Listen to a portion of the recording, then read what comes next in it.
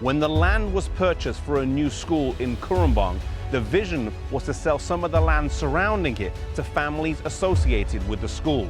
In order to show her faith in the project, Ellen White was the first to negotiate for land for a home, garden and orchard, and chose 16 hectares or 40 acres.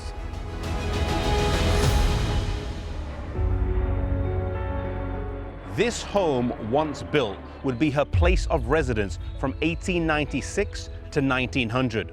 While the home was being built, Ellen White stayed on site to ensure that it was done correctly, but also to help out, helping to clear the land, driving her own 2-horse team, and planting trees, all at the age of 68.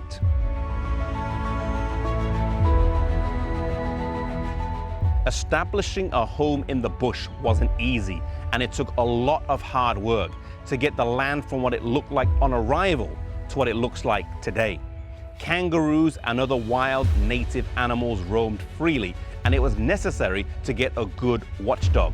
Tiglath-Pileser was named after an Assyrian king who had a reputation for being cutthroat and ruthless. Ellen loved the climate here, saying that it was beautiful and the best that she had experienced.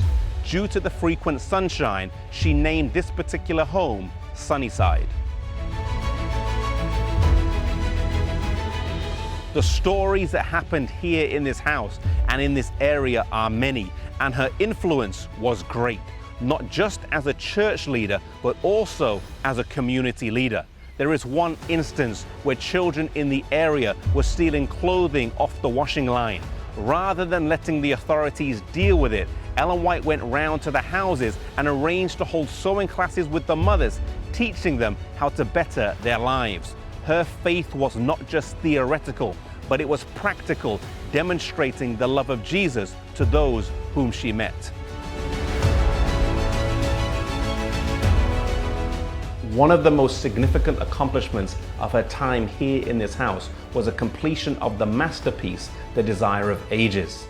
This book starts with the birth of Jesus and goes through to his ascension and records in vivid detail, using the best language possible, every aspect of Jesus' life. Taking advantage of the pleasant climate here at Sunnyside, some of this book was written under a tree outside. This book has changed countless lives over the years. Other books that were completed during her time here are Thoughts from the Mount of Blessing and Christ Object Lessons.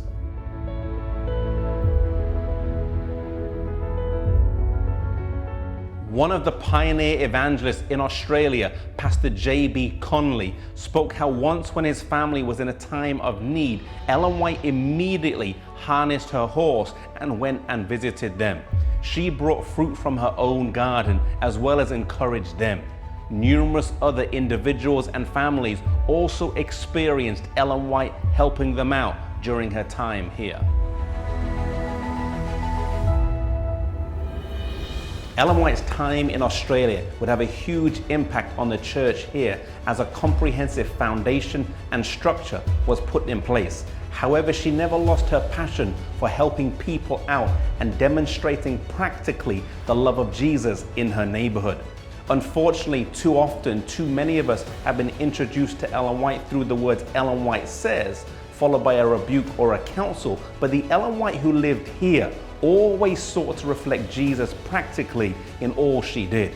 May we get to know this side of Ellen White as well, and may we reflect Jesus in our lives wherever we may be.